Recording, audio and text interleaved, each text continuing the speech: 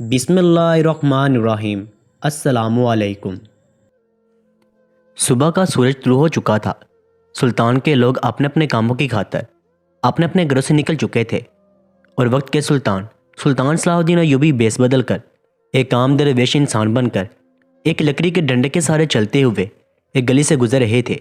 सुल्तान ने मुअज्जम अपनी आंखों से जो मंजर देख रहे थे वो सुल्तान ने मुअज्जम को बहुत प्यारा लगा। सुल्तान ने मुअज्जम एक कच्ची आबादी से गुजर रहे थे और इस आबादी के अंदर सब लोगों के घर तो कच्चे थे, लेकिन इनके रहने का अंदाज, इनके आपस में इखलाक को देखकर सुल्तान ने मुअज्जम बड़े खुश जा रहे थे। इतने में सुल्तान ने मुअज्जम को कुछ ऐसा महसूस हुआ कि जैसे इसके कपड़े को पीछे किसी ने खींचा हो। अचानक सुल्तान ने पीछे मुड़कर देखा तो सुल्तान ने मुअज्जम हैरान हो गए। सुल्तान ने मुअज्जम ने देखा कि एक बकरी का बच्चा जिसकी उम्र तकरीबन बस 2 माह ही होगी, वो अपने मुंह से सुल्तान के कपड़ों के एक पल्लू को खींच रहा था। सुल्तान ने मुअज्जम बड़े हैरान हो गए और अपने पास मौजूद गठरी और डंडे को ज़मीन पर रखकर बैठ के इस बकरी के बच्चे से प्यार करने लगे। और इसके बाद सुल्तान ने अपनी गठरी उठाई और डंडा उठाकर चल पड़े, लेकिन फिर वो बकरी का बच्चा पीछे और दोबारा से सुल्तान के पल्लू को खींचने लगा। सुल्तान ने मुअज्जम बड़े हैरान हो गए कि आखिर ये बकरी का बच्चा बार बार मेरे कपड़े को क्यों खींच रहा है। सुल्तान ने मुअज्जम इसी जगह बैठ के इस बकरी के बच्चे के सर पर हाथ फेरने लगे और सोचने लगे कि आखिर वजह क्या है। तो इतने में सुल्तान के दिमाग में कुछ ख्याल आया। सुल्तान को ऐसा लगा कि ये बच्चा कुछ मुझे बताना चाहता है। सुल्तान ने मुअज्जम ने अब इस बकरी के बच्चे का पीछा करना शुरू कर दिया। अब वो बच्चा आगे जा रहा था और सुल्तान ने मुअज्जम छोटे छोटे कदमों के साथ चलते हुए इसके पीछे जा रहे थे। बकरी का बच्चा दौड़ता दौड़ता सुल्तान को एक छोटे से मकान के दरवाजे पर ले गया और इसके दरवाजे पर लाते मारने लगा। सुल्तान ने मुअज्जम बड़े हैरान हो गए कि आखिर ये बच्चा मुझे क्या कहना चाहता है। लिहाजा सुल्तान ने मुअज्जम ने इस मकान के दरवाजे पर दस्तक दी, लेकिन अंदर से कोई आवाज़ नहीं आई। सुल्तान ने मुअज्जम हैरान हो गए कि आखिर ये किसका घर है। इस घर के अंदर भी कोई नहीं, लेकिन आखिर ये बच्चा बार बार इस दरवाजे पर टक्कर क्यों मार रहा है। सुल्तान ने मुअज्जम वहाँ से पलटने लगे तो अचानक सुल्तान के दिमाग में कुछ ख्याल आया और सुल्तान ने मुअज्जम ने इस दरवाजे को तोड़ने का फैसला कर लिया। सुल्तान ने मुअज्जम के पास जो मौजूद डंडा था, सुल्तान ने इस डंडे को दरवाजे पर मारा तो दरवाज़ा खुल गया। लेकिन हैरत की बात तो ये थी, इस दरवाजे का कुंडा अंदर से लगा हुआ था। लेकिन जब सुल्तान ने मुअज्जम ने दरवाज़ा खोला तो सुल्तान ने मुअज्जम के पैरों तले ज़मीन निकल गई। सुल्तान ने देखा कि एक गांव का चोरा चुक्का डाकू जिसने इस बकरी के बच्चे की मां को चोरी से उठा लिया और गली में सुल्तान को आता हुआ देखकर, जिसे वह दरवेश समझ रहा था, इसने इस पुराने मकान के अंदर छुपा लिया ताकि जब गली से ये दरवेश गुजर जाएगा तो मैं इस बकरी को उठाकर मंडी के अंदर ले जाऊंगा। लेकिन इस बकरी के बच्चे ने अपनी माँ की जान को बचा लिया। सुल्तान ने मुअज्जम के सिपाही जो कि आम लिबास में सुल्तान के पीछे थोड़े थोड़े फासले पर आ रहे थे, सुल्तान ने इशारा दिया। फिर सिपाहियों ने सुल्तान के इशारे पर इस डाकू को इस कमरे से उठाकर ले गए। इसके बाद सुल्तान ने मुअज्जम ने इस बकरी को आज़ाद किया तो इस बकरी का बच्चा सुल्तान ने मुअज्जम को शफकत ज़्यादा नज़रों से देख रहा था। जैसे सुल्तान ने बकरी को आज़ाद किया तो बकरी पीछे मुड़कर देखती और फिर आगे चलती। ऐसा लग रहा था कि जैसे वो सुल्तान को दुआएं देती हुई जा रही थी। शायद वो बकरी का बच्चा भी जान गया था इस ढके छुपे लिबास के नीचे कोई आम इंसान नहीं, बल्कि इस सरजमीन का सबसे रहमदिल सुल्तान सलाहुद्दीन अय्यूबी था। और यही वजह थी कि वो सुल्तान के कपड़े के पल्लू को बार बार पकड़ रहा था, क्योंकि उसे यकीन था कि सुल्तान ही मेरी माँ की जान बचा सकता है। अब वो बकरी अपने बच्चे के साथ वहाँ से चली गई और सुल्तान ने मुअज्जम ने दोबारा से गठरी अपने कंधे पर रखी और डंडे को उठाकर चल पड़े। जैसे ही शाम का वक़्त हुआ, सुल्तान ने मुअज्जम अपने कमरे के अंदर आराम फरमा रहे थे तो बार बार सुल्तान ने मुअज्जम के दिमाग में इस बकरी के बच्चे का ख्याल आ रहा था। सुल्तान ने मुअज्जम बड़े हैरान थे कि एक बच्चा और एक माँ का प्यार देखो, जिसके पास जुबान नहीं थी बोलने के लिए, शऊर नहीं था, लेकिन फिर भी इसने अपनी हरकत की वजह से अपनी माँ की जान को बचा लिया, अपनी माँ को खुद से बिछने से बचा लिया। इसी सोच में सुल्तान ने मुअज्जम को नींद आ गई। सुबह हुई, दरबार लगा हुआ था। सुल्तान ने मुअज्जम दरबार के अंदर तशरीफ़ लाए। वो दिन कचहरी का दिन था। चूँकि सुल्तान ने मुअज्जम हफ्ते के अंदर 2 दिन खुली कचहरी लगाते थे और आने वाले हर फरियादी की फरियाद सुनते थे, लिहाजा वो दिन भी कचहरी का था और पूरा दरबार फरियादों से कचाकच भरा हुआ था। सुल्तान ने मुअज्जम जैसे दरबार के अंदर तशरीफ़ लाए तो एक एक करके फरियादी सुल्तान के पास आने लगे। सुल्तान ने मुअज्जम ने एक एक फरियादी की फरियाद सुनना शुरू कर दिया और इसी तरह करते करते दोपहर का वक़्त हो गया। इतने में एक सिपाही ने सुल्तान को खबर दी, सुल्तान ने मुअज्जम एक औरत आपसे मिलना चाहती है, लेकिन खुली कचहरी का वक्त ख़त्म हो चुका है और अभी भी दरबार लोगों से भरा हुआ है। और वो महल के दरवाजे पर खड़ी है और कहती है कि मैं सुल्तान मुअज़्ज़म को मिले बगैर नहीं जाऊंगी। मैंने उसे कह दिया कि आप अगले दिन आ जाना, क्योंकि अब कचहरी का वक्त ख़त्म हो चुका है और अभी भी बहुत सारे लोग दरबार के अंदर मौजूद हैं। लेकिन हजूर वो कहती है कि मैं सुल्तान से मिले बगैर नहीं जाऊंगी। ये सुनकर सुल्तान मुअज़्ज़म ने हुक्म दिया कि इस औरत को मेरे पास हाजिर करो। सिपाही ने सुल्तान के सामने सर झुकाते हुए कहा, सुल्तान मुअज़्ज़म, जैसे आपका हुक्म। इसके बाद सिपाही चला गया और थोड़ी ही देर के बाद वो सिपाही एक औरत को लेकर सुल्तान के सामने हाजिर हो गया।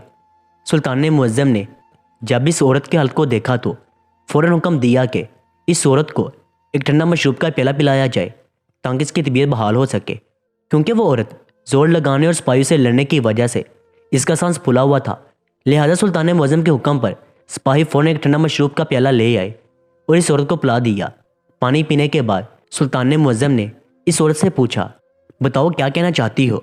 इसने कहा, सुल्तान मुअज़्ज़म, मेरा मसला बड़ा अजीब है और ये बात जो मैं आपसे कहना चाहती हूँ वो मैं सब लोगों के सामने नहीं कहना चाहती। ये सुनकर इतने में सुल्तान मुअज़्ज़म के पास में खड़े एक साथी जिसका नाम अली बिन सफ़ियान था, इसने कहा, अगर आपने जो भी कहना है सुल्तान के सामने अभी और इसी वक्त कहें। सुल्तान के पास इतना फजूल वक्त नहीं कि वो आपसे अकेले में मुलाकात करे। इस औरत ने कहा, नहीं, मैं सुल्तान के सामने ही जो कहूँगी अकेले में कहूँगी।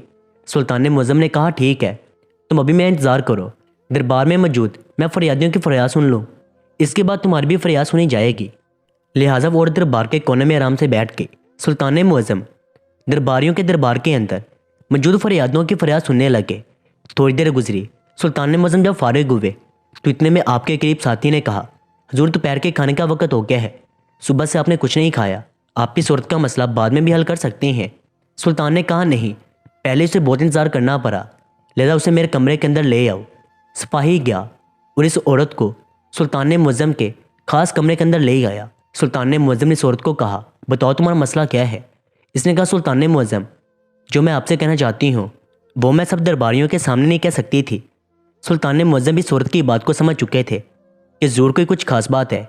इसके बाद वो औरत कहने लगी, सुल्तान मुअज़्ज़म, मैं फ़लाँ गाँव के अंदर रहती हूँ, मेरा शोहर बाज़ार के अंदर तिजारत करता है।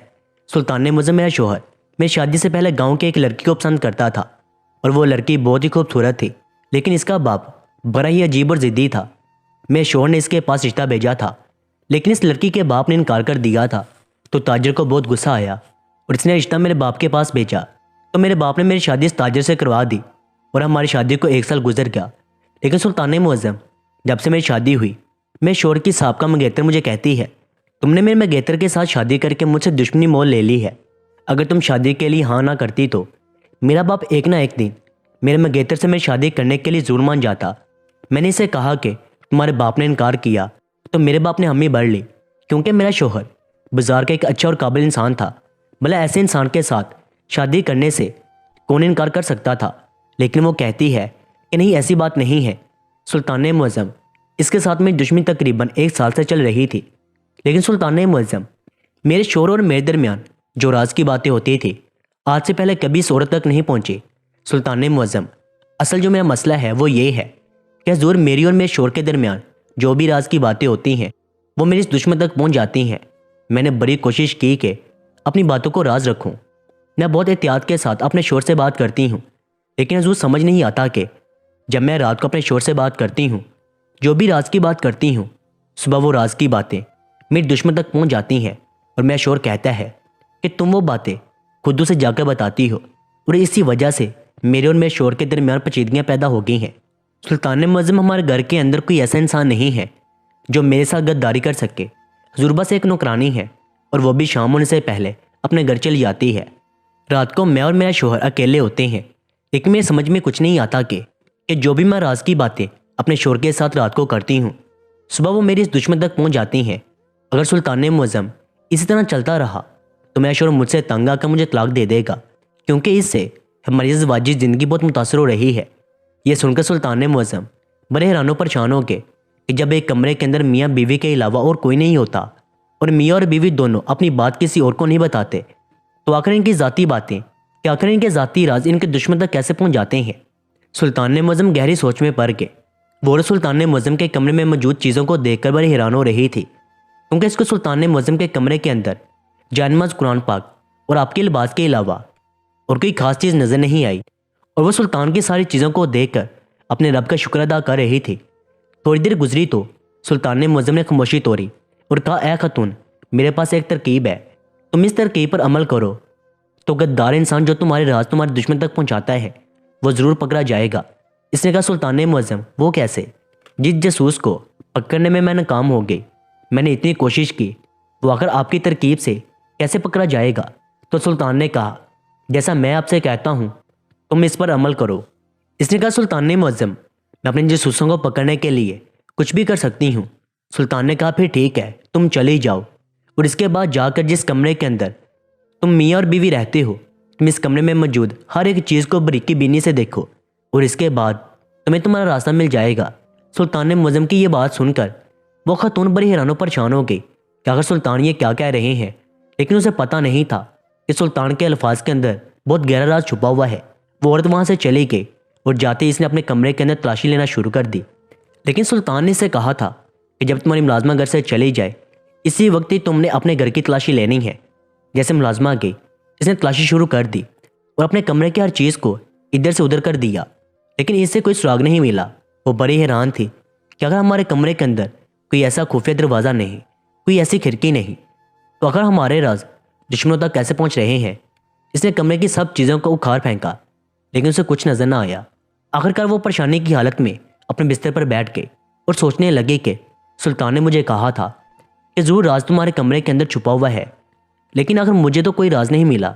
मैं सुल्तान के पास इतनी मुश्किल से गई थी, लेकिन मेरे मसले का हल तो सुल्तान के पास नहीं था। थोड़ी देर गुजरी तो अचानक वो अपने बिस्तर से उठी और फिर चलने लगी।